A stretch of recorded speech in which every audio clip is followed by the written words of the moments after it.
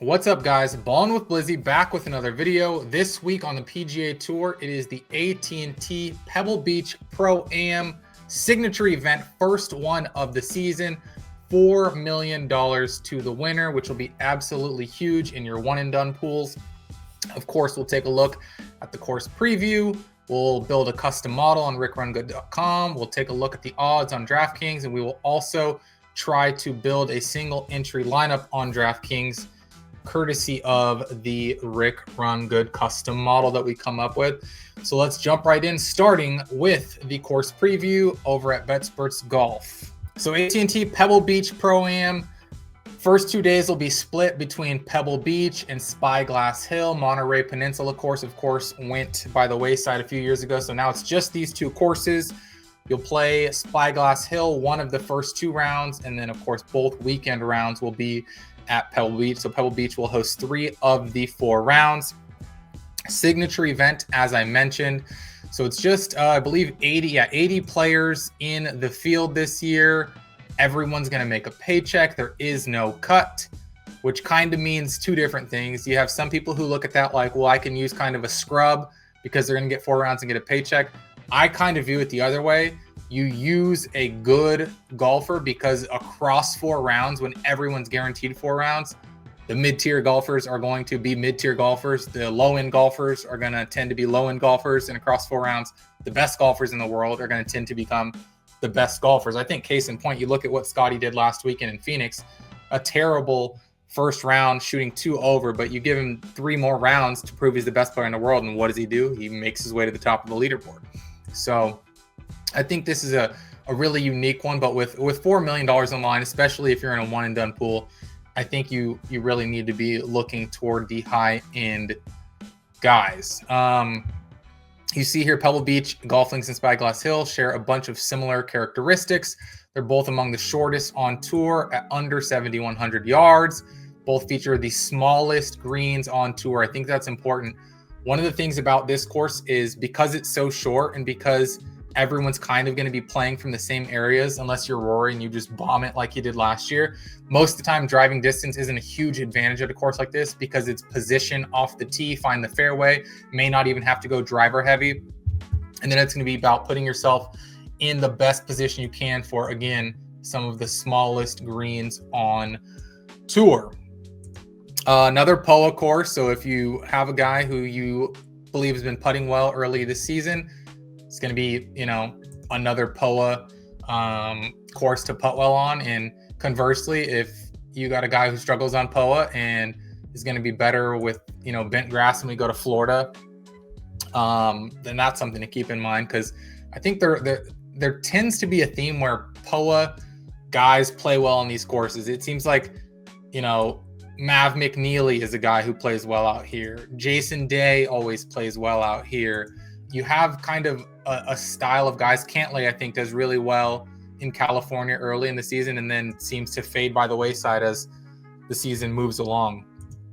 Like I said, second shot course if there ever was one. This is all about positioning the ball in the fairway off the tee so that you can take advantage on your second shot. Who are the most accurate golfers on approach? Who can consistently hit small targets, small greens? Guys that come to mind for me, obviously Scheffler, but you're talking about like a Morikawa, you're talking about like a Daniel Berger. Those types of guys can play well here. And historically, a guy like Berger has. Jason Day has played well here over the years. Since 2010, winning scores have averaged 19 under par. So you're going to have to score. You're going to have to make putts. For those people who like to make the joke about a putting contest, again, that goes back to choose a guy who historically putts well on POA or this season is putting well on the California swing. Strongest field of the year so far makes sense. 27 of the top 30 in the world. It's a signature event. All the top guys are here.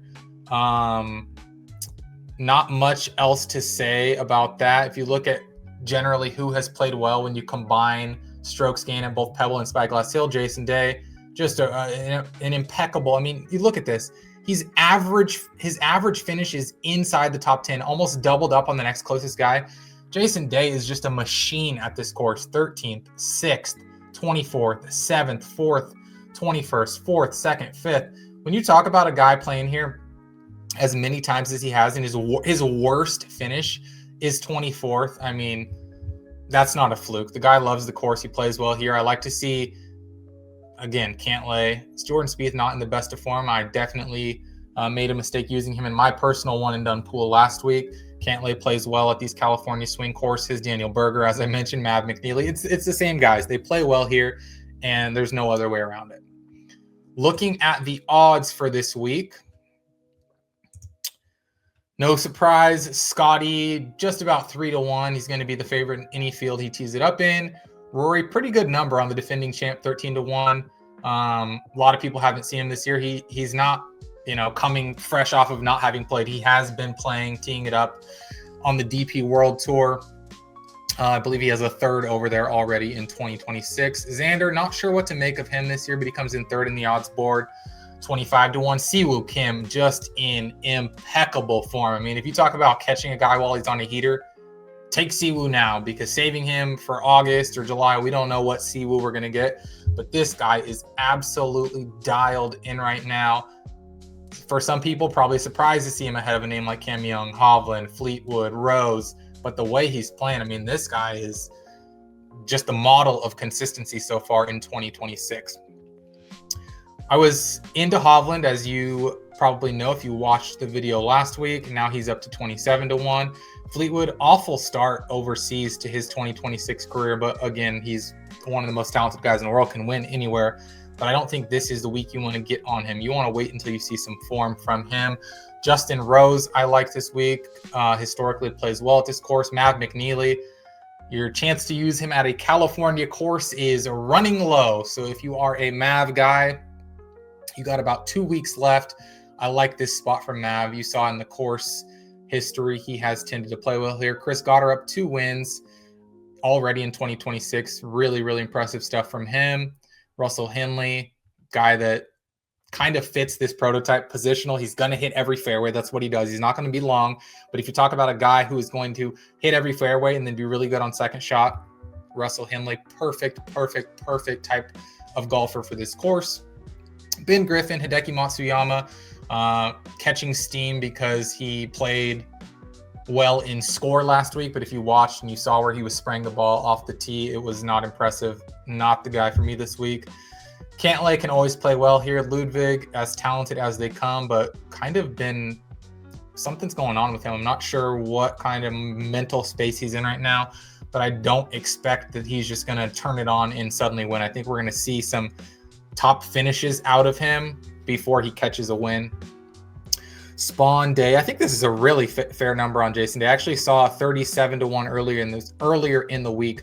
So for a guy who plays as well as he does here, to see that number falling to 46-1 instead of getting shorter is a little bit of a surprise to me. Sepp Straka, I've liked him this year. He's not putting well, but he is playing well in other statistical categories.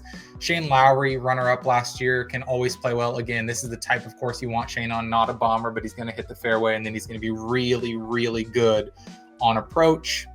Daniel Berger, 65-1. Morikawa, 65-1. Really like both of those numbers. Again, they fit the bill. Hit some fairways, and they historically are good at hitting the fairway, and then can be as good as anybody in the world on approach. Akshay, I was into him last week at like 160-1. I don't know that I'm going to chase him up here at 66-1. Spieth, you see numbers continuing to fall. Wyndham Clark, I don't know what's going on with that guy. Corey Connors, a guy that you would think is kind of tailor-made for this course, but he's in horrible form, and he traditionally does not have a good track record around Pebble. Anyone else that sticks out? Aaron Rai, I think he's a guy at 125-1. I think it's a very fair number. He plays stylistically, again, how you would want somebody to play on this course. Shouts to Andrew Novak. I always like him. I think 185-1 is a very fair number. Tom Hoagie has won here before. He can catch a heater, man. He's not long, but he'll find a fairway, and when he does, he can absolutely pepper flags. And when you talk about small greens, I do not mind Tom Hoagie at 260-1, and all the rest of these guys, they're not worth speaking on. Going over to build a model based on what we like this week, it's going to be a little bit different. I'm not going to factor in any type of driving distance, but I think there's going to be a premium on accuracy, both off the tee and on approach. I always like to start with a little bit of weighted strokes gained total. And then let's see how you're playing over your last 36 on approach. Let's go last 100 on approach. Just historically, how strong are you on approach? Let's go birdie or better gained. Let's go bogey avoidance, always important here. And then I think how we really tailor this to Pebble Beach is we really dial in these approach numbers. So green in regulation is going to be huge, but let's go greens gained. How many greens do you typically gain on the field? And then how many opportunities from 15 feet and in are you giving yourself? That tells me a lot about your approach play. Around the green, I'm not worried about. I guess we can just throw in just to see who historically putts well on POA. And then let's do a little bit of course history for Pebble, since 3 of the rounds will be here. And we'll just bump up that POA putting number just to see. We might tweak that, but let's see where that gives us as a starting point. Scheffler at the top. He's always going to be at the top. I love to see Hovland here in third. Berger, no surprise, here in fourth. A guy I already shouted before seeing this. Henley, perfect type of golfer to pick at a course like this. Siwoo, top 10 in the model, catch him while he's hot. Cantlay, historically pretty good results in California. Straka ninth. A bit surprised to see Colin down at 10th. Not playing well, but the way that we factored this, I thought he would be closer to the top, because historically, when you talk about approach over the last 100, you would think that would suit him. Let's see why Morikawa is where he is. It's not that it's anything bad. It's just that those other guys ahead of him look to be in better shape. Strokes gained total, 15th. Bogey avoidance, 33rd. Not the best POA putter. He's basically even with the field. I mean, losing fractionally against replacement. Last 36, not approaching as well, but we know historically 7th approach over the last 100. Strokes gained Pebble Beach, he has tended to play well here. Opportunities gained, top 12, and greens gained, top 12. So you love to see that. Really surprising, nobody up here is really like a dominant POA putter. So I do like that, because that means these guys that I already typically like, if they just have a hot week on POA this week, that can really vault them. But nobody in here, I mean, I guess Tommy is inside the top 20, but nobody's just really up here because they just torch POA green. So that is good to see. These are just strong golfers who kind of fit the bill that we're looking for at a course like this. Kitayama popping again. We know he popped last week. I think Lowry always fits a course like this. Ben Griffin maybe a little bit lower than you'd expect. Matt McNeely maybe a little bit lower than you expect. Where's my guy Jason Day, just for the vibes? Rye, I shouted. I think Connors, again, fits the build of a guy we like. Michael Kim, I like, especially at that price point. Lucas Glover, 6,300 as well. Where's Jason Day? Yeah, so not playing the best. Outside the top 50 in bogey avoidance. Outside the top 50 in opportunities gained. Outside the top 50 in greens gained. But just sometimes you got to throw that stuff out the window when it's just a guy who's proven that when he gets to a certain venue, he can turn it on. So with that being said, kind of a lot of the guys that I would have expected to see would have been disappointed to not see some of them after running this model. But I think a lot of this makes sense. And I think there's a way that we can get on Scheffler this week, but we'll have to see. One guy I wanted to see who I know is only 6,200 on DraftKings is Brian Harman. Emiliano, actually the best 6,200 golfer on here in the model. Brian Harman's just playing so terribly, but is there any... Yeah, I don't even see him. Can we... Where is Brian Harman? A score of 34? goodness. Yeah, he's 64th in the model. So I don't know. Maybe we'll build something out with Grillo. But let's head over to DraftKings and see how this kind of all comes together. Who are the people that we just want to jam from the model? Burgers at 8,000, Straka 77, Colin down here at 78. I mean, how do you not play Colin Morikawa at 7,800? That's almost disrespectful. I understand he's not in the best of form. He's not doing anything super special right now, but to me, that's just egregious. That is egregious. Let's get Morikawa in there at 78. I really like Michael Kim. He was top 30, and he's going to give you significant salary relief.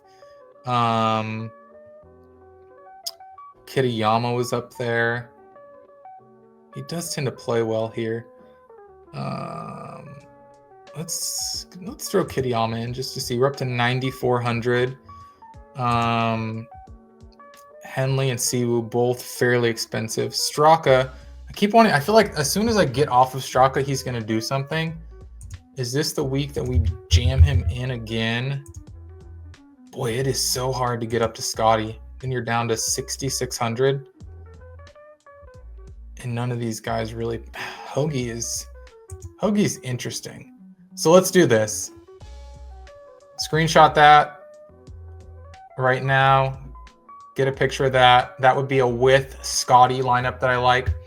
And then let's take Scotty out and see what we can do from there. I do really like Hovland.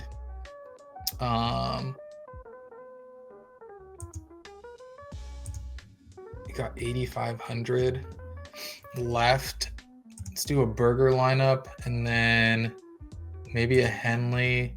Yeah, that fits perfect. And then this is the lineup that you want to roll with for a non-Scotty live. This is like prototypical stuff. Morikawa, Kim, Berger, Henley, Hovland, Day.